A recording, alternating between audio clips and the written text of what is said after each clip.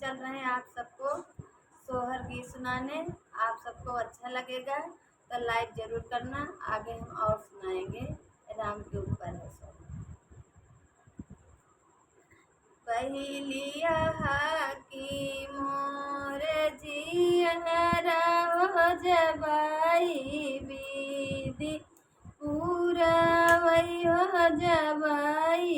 विधि पूरा वाई हो मोरी सखिया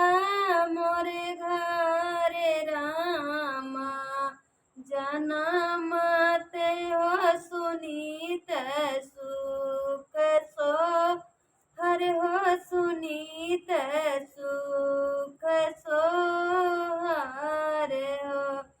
दूसरिया हक मोर जियरा हो जबाई विधि पूरा वही हो जबाई विधि पूरा वाई ओ मोरी सखिया मोरे राम मटिया धुरिया खेल ते हो अचरवालाई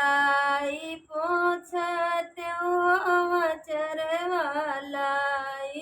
पोछते हो तीसरिया की मोर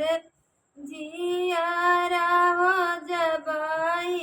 विधि पूरा वही हो जबाई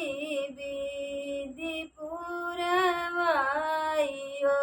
मोरी सखिया मोरे राम गुल्ली डंडा खेल ते हो वरहन हम पाइत हो वरहन हम पाइतियो चौथिया की मोर जिया राह जबाई विधि पूरा वही हो जबाई विधि पूरा वाई हो मोरी सखिया रामा कचाड़तई तिलकी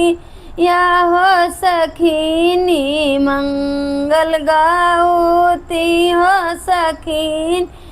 मंगल गाऊती हो पचैया की मोर जियारा हो जबाई विधि पूरा वही हो जब विधि पूरा वाई हो मोरी सखिया मोर घर सीता